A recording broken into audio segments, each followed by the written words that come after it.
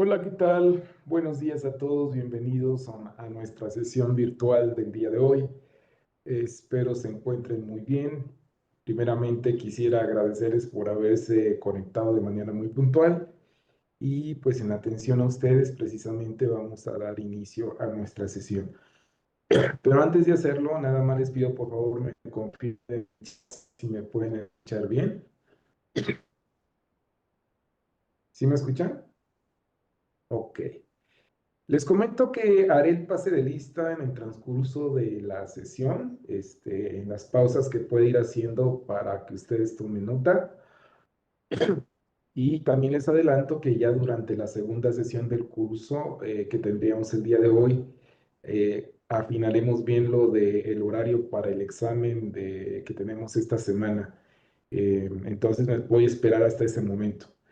Bueno, en la sesión pasada nosotros iniciamos un problema donde para una reacción nos dieron los datos cinéticos de dos corridas experimentales. En la primera de ellas, los reactivos estaban en proporción estequiométrica y con base en esos datos logramos determinar el orden global de reacción. Con los datos de la segunda corrida, donde ya los reactivos no iban en proporción estequiométrica, teníamos que determinar el orden individual de reacción.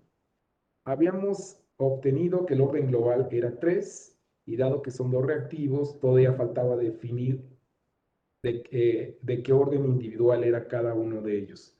Iniciamos con una primera opción donde alfa lo tomamos igual a 2 y beta igual a 1. Modificamos la ecuación cinética para que quedara en función de las conversiones molares y poderla resolver.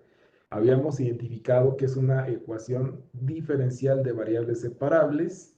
Ya habíamos comentado que una vez que hacemos la separación de variables e indicamos la integración, nos dimos cuenta que la integral que aparece aquí del lado izquierdo la podemos resolver mediante una suma de fracciones parciales.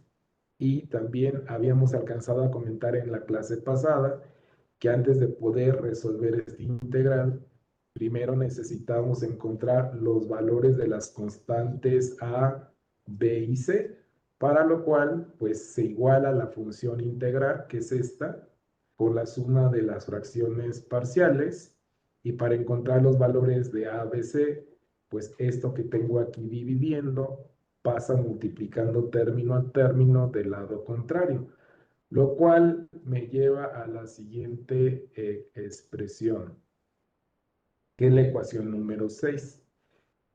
Ya sabemos que una vez que la ecuación la tenemos de esa forma, para encontrar los valores de x, de a, b y c, nos conviene dar valores a x, a. Si comienzo asignando como valor de x, a, c a 0, el segundo término de la ecuación 6 y también el último se van a anular, porque al momento en que yo sustituyo sea 0 aquí, pues esta diferencia se hace 0 y me anula el segundo término, esta diferencia también se hace 0, me anula el tercer término y solo prevalece el primer término de la suma. Y me queda esto. Pero antes, bueno, de aquí despejamos A, pero hago dos pasos de manera simultánea. Invierto la diferencia, lo cual me saca un signo negativo y luego despejo. Y por lo tanto A me queda igual a menos 1 entre C a 0 menos C de 0. Para encontrar C, ahora le doy el valor a XA de C de 0. Y cuando tomo este valor, ahora se me cancela el primer término, porque al hacer la sustitución esta resta se hace 0. Y se me cancela el segundo término, porque ahora a sustituir x a igual a c de 0, esta diferencia se hace 0 y solo me queda el último término del lado izquierdo de la ecuación 6. De aquí, pues simplemente despejo c y ya tengo también definido el valor de la constante c. Para encontrar b, necesito hacer dos cosas de manera simultánea. Primero, asigno un valor de xa igual a 0. Y si xa es igual a 0, aquí me va a quedar a por c de 0, aquí tenemos. Aquí me quedaría b por c a 0 y c de 0, aquí está. Y aquí me quedaría c por c a 0 al cuadrado, aquí lo tengo. Ahora despejo el término que contiene a b. A por C de 0 y C por C a 0 al cuadrado pasan restando del lado contrario. A continuación, sustituimos lo que vale A. Aquí está la sustitución de A. Y si se fijan, al hacer la sustitución, también multiplico y divido por C a 0 menos C de 0. Este cociente es 1, así que esto no me altera el término, el segundo término de la ecuación. Sustituyo el valor de C. Ahora, ¿para qué hice esto? Porque al final lo que busco es tener un común denominador. Pero para tener un común denominador, ahora el 1 también lo tengo que expresar como el cociente, este 1 de aquí, lo expreso como este cociente, esto sigue siendo 1. Pero al hacer eso, si se fijan, ahora sí ya tengo un común denominador. Cuando multiplico esto por esto, pues me queda C a 0 menos C de 0 al cuadrado. Este menos con este menos me da este más. Y C de 0 por C a 0 menos C de 0 es lo que tengo aquí en el numerador. Aquí pues es una multiplicación directa, C a 0 va por 1. Estas ecuaciones son lo mismo, porque al final de cuentas todo esto que aparece en el numerador, como tiene un común denominador, pues lo puedo escribir de esta manera. Ahora, agrupo estos dos términos de aquí, estos dos, y factorizo C a 0 menos C de 0. Fíjense, aquí está la factorización, y lo que me queda dentro del paréntesis sería esto de acá. Con esto yo puedo eliminar C de 0, y al final de cuentas solo me queda este producto. Aquí está. Este pasa igual. Después, lo que hacemos a continuación es desarrollar este producto. Lo desarrollamos. Si multiplicas C a 0 por C a 0, te queda C a 0 al cuadrado. Si multiplicas C a 0 por menos C de 0, pues te queda C a 0 por C de 0. Este C a 0 se me va a cancelar, como pueden darse cuenta, me queda esto. Y si esto lo paso dividiendo del lado contrario, me va a cancelar este término y con eso ya encontré la constante de. Me regreso a la suma de integrales para sustituir lo que vale ABC y saco el factor común que sea 0 menos C de 0 al cuadrado. Entonces aquí queda ya la sustitución. Aquí ya sustituí la constante A, B y C.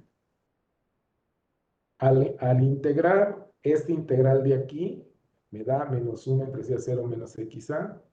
Aquí me queda menos un logaritmo, por eso si se fijan aquí me queda positivo.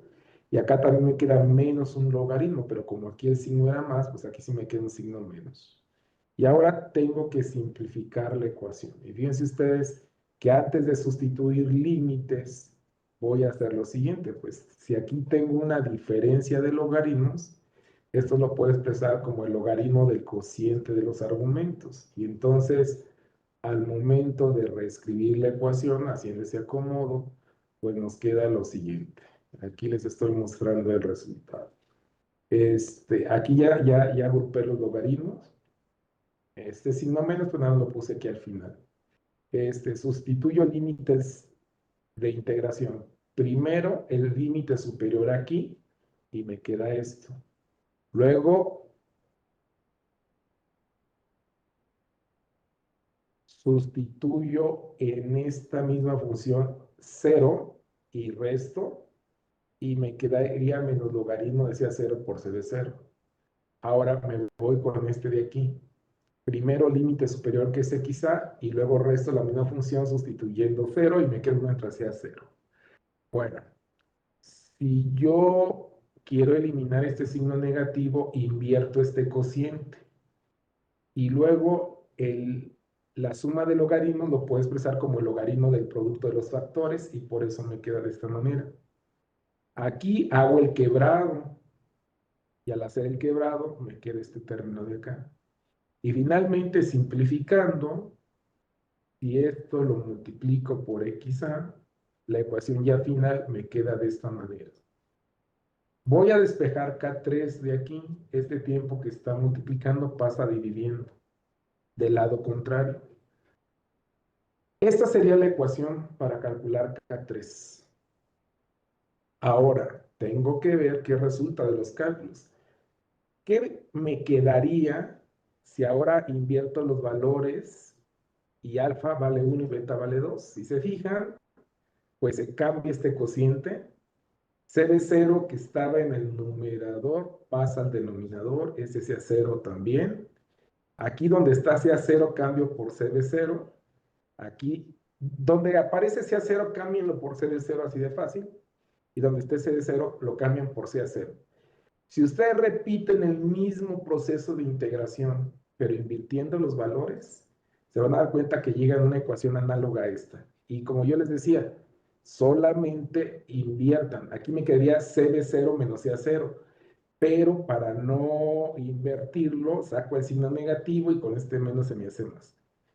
Ya tengo las dos ecuaciones. Esta es para cuando alfa es 2 y beta 1, y aquí es cuando los valores están invertidos.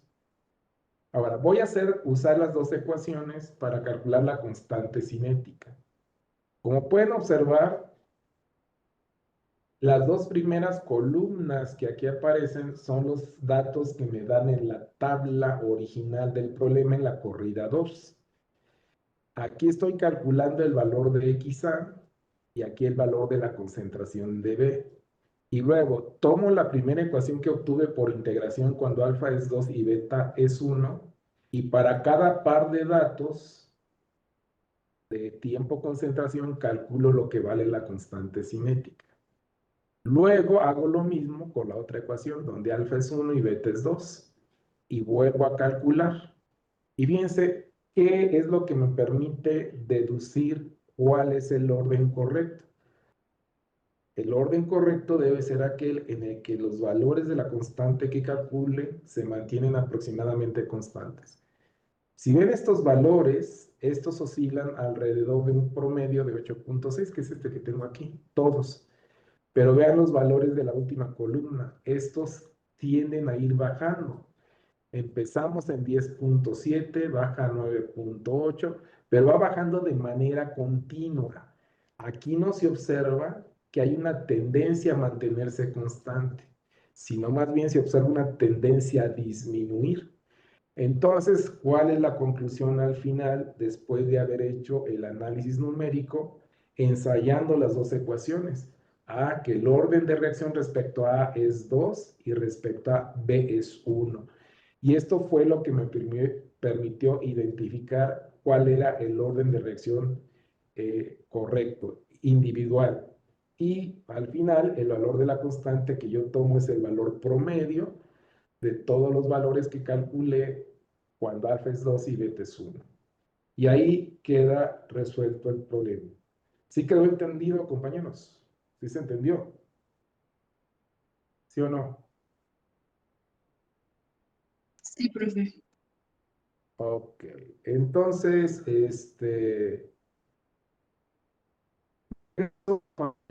a partir de donde nos habíamos quedado la vez anterior, esto ya lo tenían, lo voy a dejar a partir de aquí. Pues vayan anotando esto y conforme acabe me avisa. Mientras voy a iniciar con el pase de lista, primero con un grupo y luego empiezo con el otro.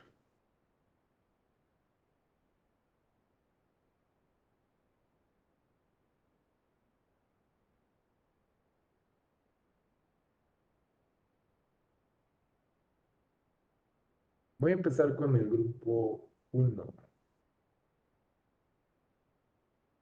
Bastida Elías José Miguel.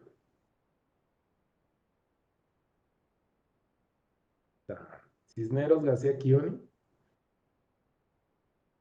Córdoba Vega Pamela. Presente. Espinosa Ayala Rubicela. Gaona Marina Ana Victoria.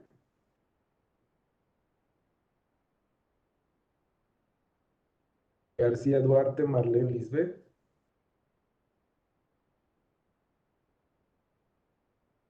García Melchor Fátima. García Rosas María Angélica. Guzmán Pérez Mariana Lisbeth. Hernández Aguilar Daniel. Daniel, ¿tú eres ese número, el 2555-830?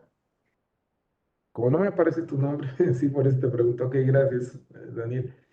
Jiménez Gutiérrez José Yair. Lascano Torres José Antonio. Martínez Fuentes Víctor Daniel. Melgarejo Méndez Ángel Gabriel. Morales Iris. Morán Borja Jennifer. Pacheco Gómez Ricardo.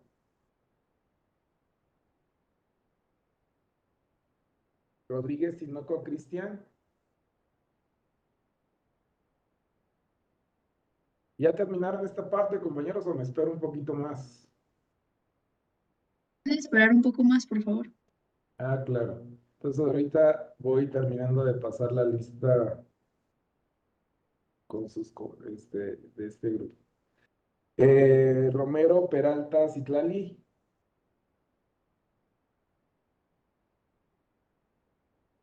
Sánchez Castillo Hugo. Sayavedra Junco Jimena.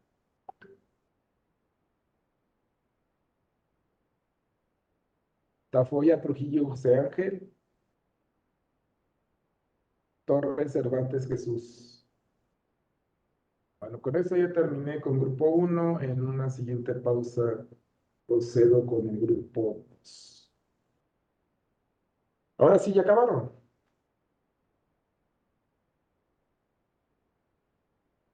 A ver, Yair, déjame ver si te puse asistencia o no.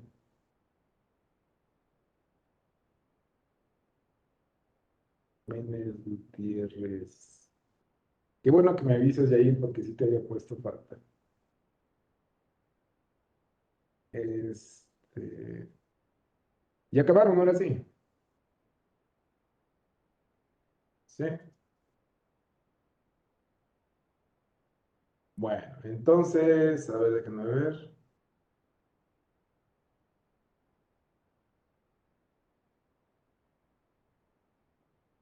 Anoten esto, por favor, en su cuaderno.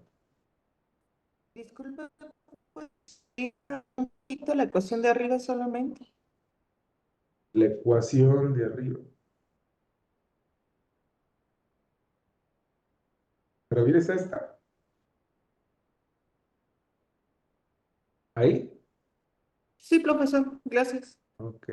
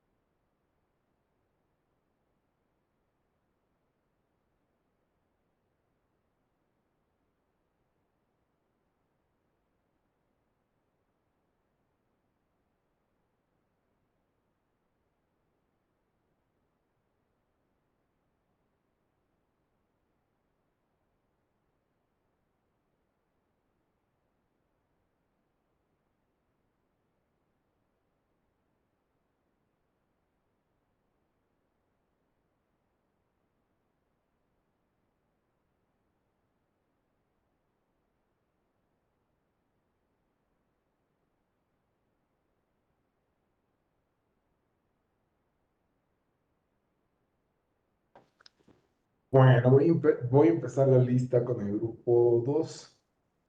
Alejandra Aguilar Diana. Alquicira Ríos Lisset. Araiza Romero Nailea Yamilé. Barriga, Fajardo, Axel, Javier. Paniagua, Kevin, Axel.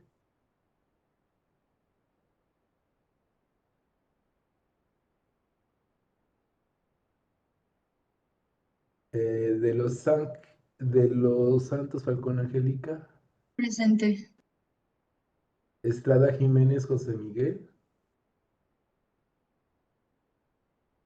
Fernández Delgado, María Claret. Garduño, Loza, Johanna. ¿Ya acabaron? No, profe. Ok, sigo con la lista entonces. Jacobo, Manríquez, José Esteban. ¿Está José Esteban? Ah, sí, perdón. Luna, Velázquez, Luis Gabriel. Maya, Saucedo, Rubí, Montserrat. Navarro, Herrera, Ashlyn, Guadalupe. Presente. Ortega, Terrazas, María José.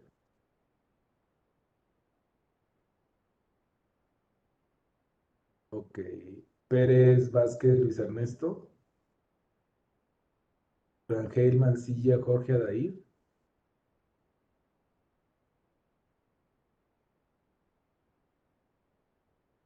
¿Está Jorge?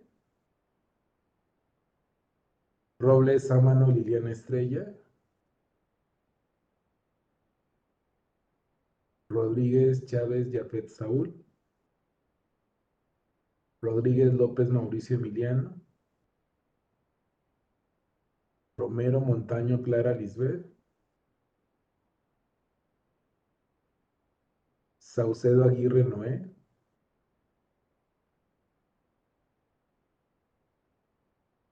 Ok. ¿Y acabaron ahora sí? Sí, ya terminaron. Ya casi. Él ya casi, hasta aquí ya tienen. ¿Sí? Sí. Bueno, entonces, de esta página, pues nada más falta esta partecita. Entonces, mientras termine de pasar lista, pues vayan anotando, por favor. Sochaga, Martínez, Ángel David. Presente, profe. Telles, González, José Enrique. Vega, Rodríguez, Montserrat. Y Zavala, Rodríguez, Jaime. Correcto. Con eso ya tengo la lista de los dos grupos.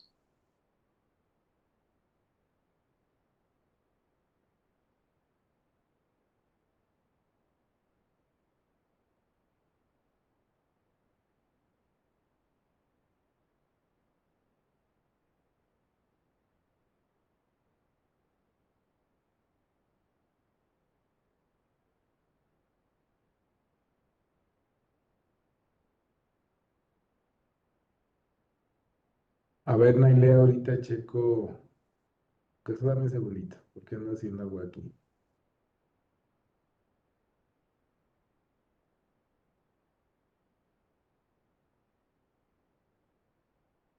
Araiza Romero, no.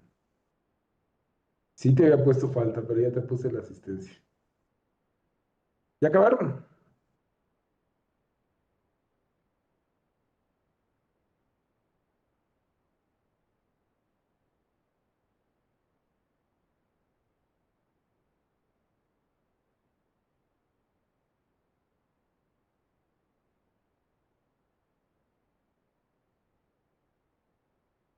Bien, si ya terminaron, me paso a la siguiente página, que es esta.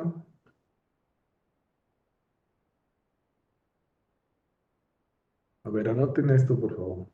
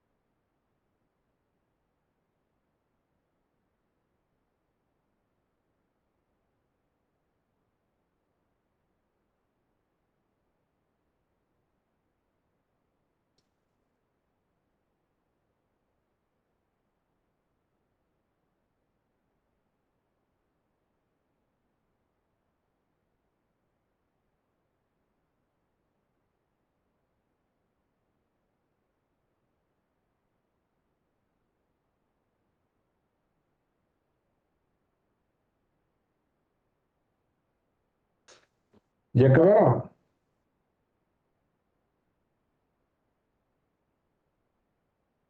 No, profe.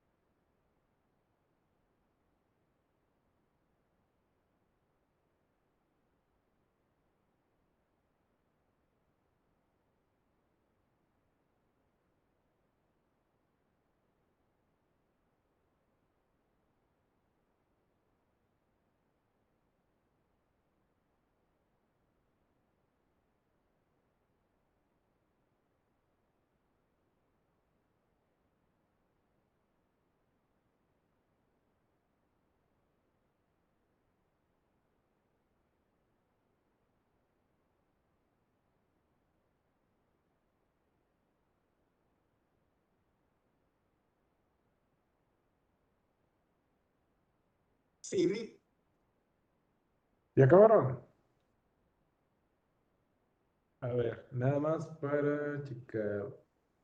Eh, ¿Ya tienen hasta aquí?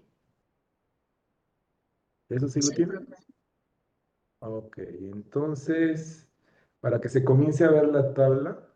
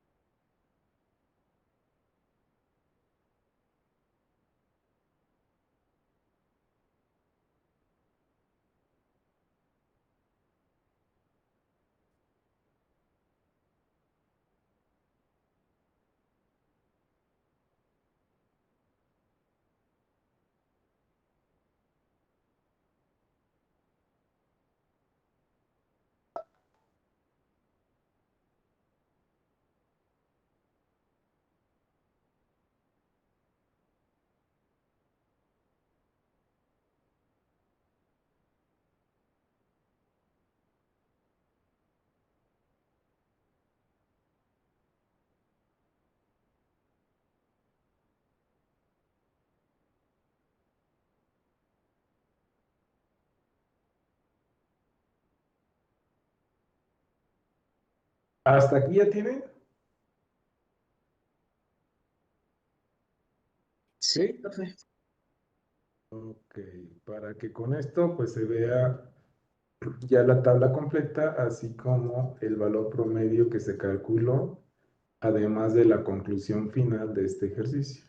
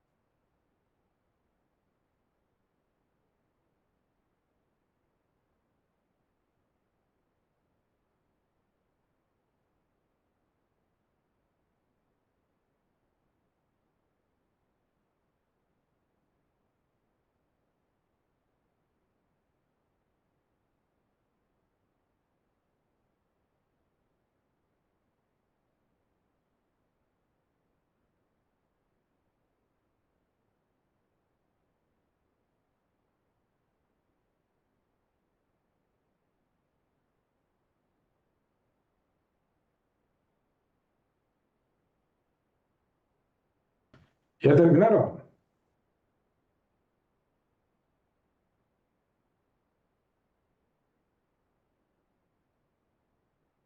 Ya casi. Ok.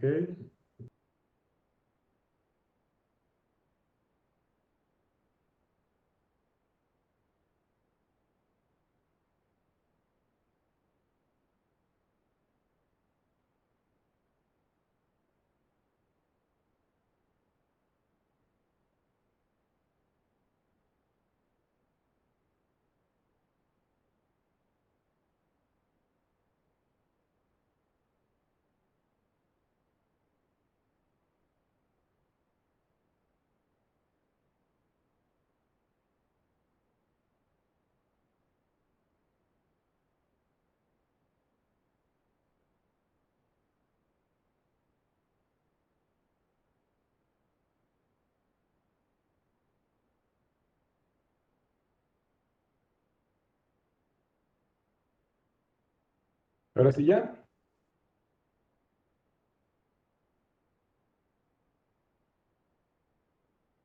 Bueno, con este ejercicio hemos ya ejemplificado cómo se aplica el método integral y hemos revisado lo correspondiente a reacciones irreversibles. Pero el método integral no es el único método para poder revisar, analizar los datos de un estudio cinético. Vamos a analizar otros métodos para determinar el orden de reacción y primeramente voy a recapitular un poquito de los criterios generales sobre los que hemos venido basando el análisis. Nuestro referente para explicar todos los métodos sigue siendo el método de reacción, las reacciones de tipo irreversible isotérmicas. Esto no implica que no se pueden aplicar estos métodos para otros tipos de reacción, de hecho lo vamos a ver más adelante. Pero recuerden que hay tres aspectos que están involucrados en el análisis. El primero es tomar en cuenta que todos los estudios cinéticos se llevan a cabo en condiciones de temperatura constante. Y les había mencionado que la mayoría de los estudios cinéticos también se llevan a cabo en condiciones de volumen constante. Estoy diciendo la mayoría, no estoy diciendo que todos. De hecho, en el curso de reactores homogéneos, ustedes van a estudiar cómo se pueden utilizar los reactores de laboratorio que son reactores de flujo, algunos de ellos, para el estudio de reacciones donde la cinética es rápida. Y por otro lado, recordemos que una reacción irreversible nos referimos a aquella reacción donde la constante cinética tiene un valor muy grande y lo que implica entonces es que la reacción está muy desplazada hacia productos. En lo que toca al método integral, ya habíamos señalado error.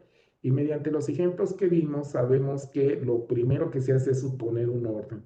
Una vez que se supone el orden, tú planteas una ecuación cinética o ley de velocidad y luego la integras para obtener la relación tiempo-concentración. De manera posterior tienes que verificar si esa ecuación ajusta a los datos experimentales o no. Y aquí hay varias maneras de poder determinar si se dé el ajuste. Uno es calculando las constantes cinéticas, como en este último ejemplo, o la otra es recurriendo a un método gráfico. Eso es de manera muy rápida. Vayamos al siguiente método, que este es el que vamos a discutir de manera ya más amplia y que no habíamos hecho referencia a él. Como título general, en su cuaderno le van a poner así, método diferencial. Y vamos a explicar en qué se basa este método. Al igual que en el método integral, aquí partimos de suponer un orden de reacción también. Y con base en ese orden, nosotros vamos a plantear la ecuación cinética o ley de velocidad.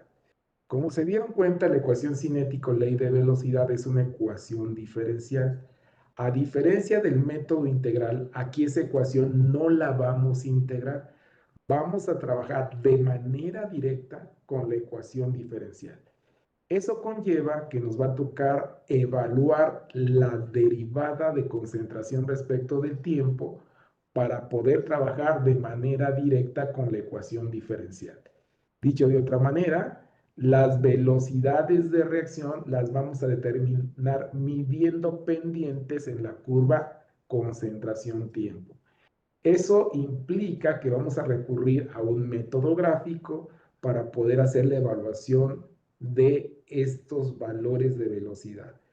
Por consecuencia, a partir de las siguientes clases, ahora que ya entremos a la parte de problemas, va a ser necesario que lleven hojas de papel milimétrico, que consigan un curvígrafo y que además, pues sí, el curvígrafo y el papel milimétrico es básicamente lo que vamos a ocupar y que lleven regla, porque vamos a tener que hacer este procedimiento.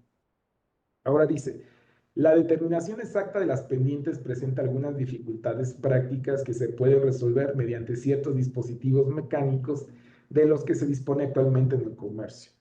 Todos los métodos gráficos tienen el inconveniente de que si yo no trazo con cuidado mi gráfica y en este caso no trazo con cuidado las pendientes, se puede introducir un margen de error significativo en la determinación. Cuando me hablan aquí de dispositivos, uno de ellos es el curvígrafo. El curvígrafo, si ustedes ya lo conocen, pues es como una tira de plástico muy flexible a la cual yo le puedo dar la forma que quiero y que me permite seguir la tendencia del comportamiento de la curva y evita que yo tenga que hacer el trazo a mano alzada.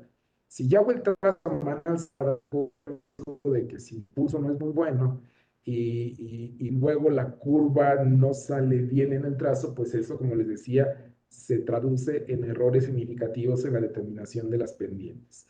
Entonces, ahí es, digamos, uno de los peros que le podríamos poner a este método. Una vez que ya determinamos las pendientes, vemos si los datos experimentales pueden ajustar o no a la ecuación diferencial común. Eso lo vamos a discutir más adelante. De entrada, anoten esto como una introducción, por favor.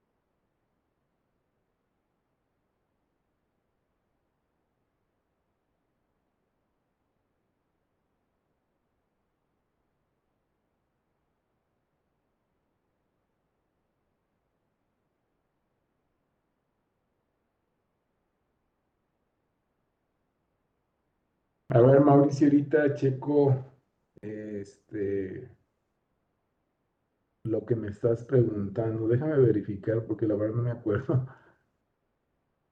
Rodríguez López. Sí, sí te puse asistencia, Mauricio, Emiliano. ¿Y acabaron de anotar esa parte?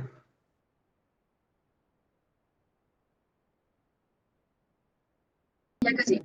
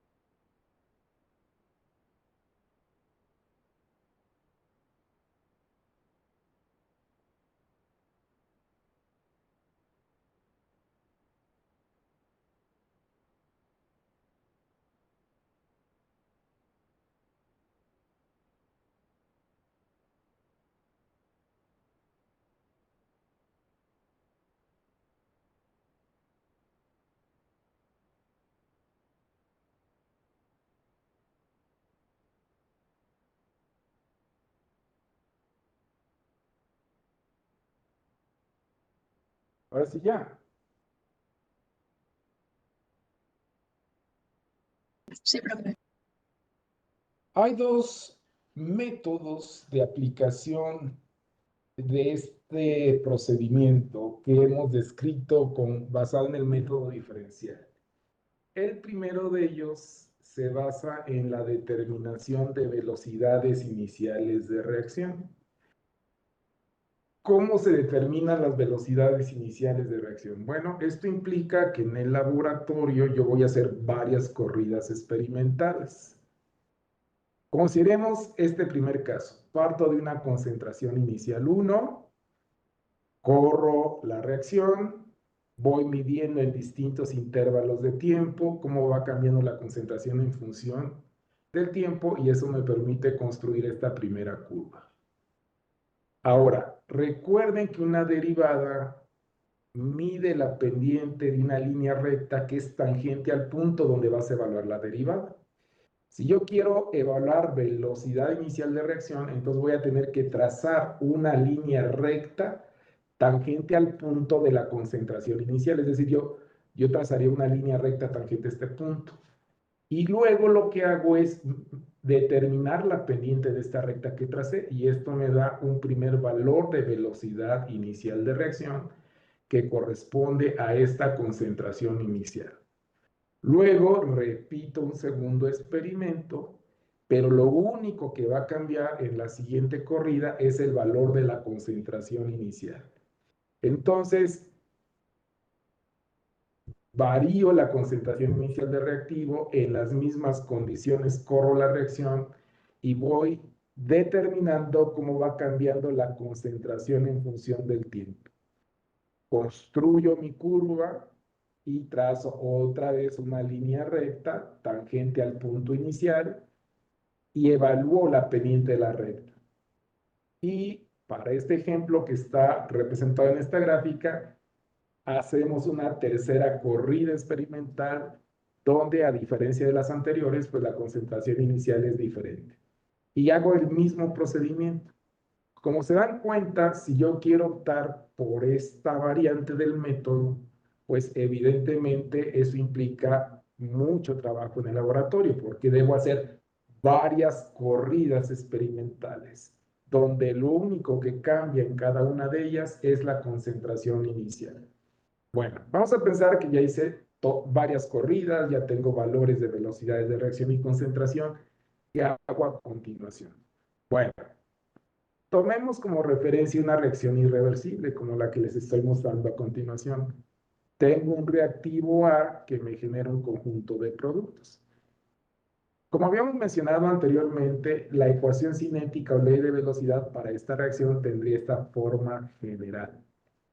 Como yo voy a medir estas pendientes, voy a pasar este coeficiente estequiométrico que está aquí dividiendo, multiplicando del lado contrario. Y al hacerlo, puedo agrupar este coeficiente con esta constante. Este producto de dos constantes me genera una nueva constante y a la constante que surge de hacer esta multiplicación le voy a llamar K. Ok, ahora fíjense ustedes en lo siguiente. Vamos, para simplificar la escritura de la fórmula, a menos la derivada le voy a llamar RA. Y con base en ello, pues puedo simplificar la escritura de la ecuación y la ecuación ya en su forma simplificada sería esta. Si esta ecuación la aplico a las condiciones iniciales, donde aparece concentración, sustituyo concentración de inicial y eso me da como resultado la velocidad inicial de reacción. A continuación, yo saco logaritmo en ambos lados de la ecuación. Si saco logaritmo en ambos lados de la ecuación, la igualdad no se altera. Y por propiedades de logaritmos, el logaritmo de este producto lo puedo expresar así. Y si ustedes revisan esta ecuación, se van a dar cuenta que esta ecuación ya tiene una estructura que se asemeja a la ecuación de la línea recta. Y en este caso, si comparo con la ecuación de la línea recta, tendría que en el eje de las y iría el logaritmo de la velocidad inicial de reacción y en el eje de las x iría el logaritmo de la concentración de inicial. Por consecuencia, el intercepto sería el logaritmo de la constante cinética y la constante cinética la calculo sacando el antilogaritmo, mientras que el valor de la pendiente directamente me daría el orden de reacción. Y eso es lo que así es como procedería para determinar el orden de reacción. Si me regreso a la diapositiva anterior, ahora le van a encontrar sentido a la segunda gráfica que aquí tenemos. Fíjense, aquí está el logaritmo de velocidad de reacción y aquí está el logaritmo de la concentración D inicial. Ahora, nada más quiero destacar un detalle del libro donde yo tomé esta gráfica para poder explicar esta variante del método. La RA0 para ellos es la pura derivada sin el signo, pero para nosotros la RA0 ya incluye el signo, tal como les puse en la siguiente diapositiva. Solo son criterios de nomenclatura, pero al final de cuentas estamos hablando de lo mismo. Entonces, si la reacción si es irreversible y todas las mediciones las hice bien, pues esta representación me daría una línea recta como aquí se ve. Como ven, me dicen que este punto que tengo aquí, las coordenadas de este punto están asociadas a los valores del primer experimento en el que hice la medición. Este punto se generan con base a los datos de la segunda corrida y esta a partir de la tercera. ¿Sí quedó claro, compañeros? ¿Sí quedó claro? ¿Sí o no? Sí, profe. Bueno, nada más van a anotar esto de aquí y ya en la siguiente hora anotan lo otro. Anoten lo que tienen aquí a la vista y hagan una captura de la imagen para que la tengan ahí disponible. Y a la siguiente hora, pues les dejo tomar nota de la otra parte y continuamos analizando las variantes de este método.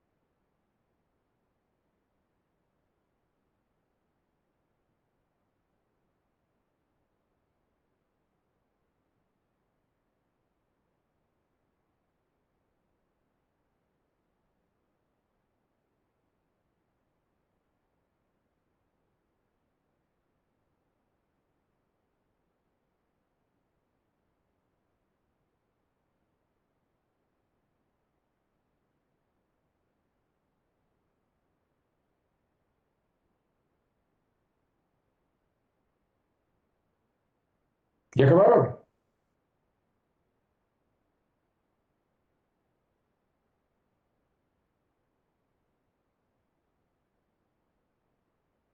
Sí, ya acabaron.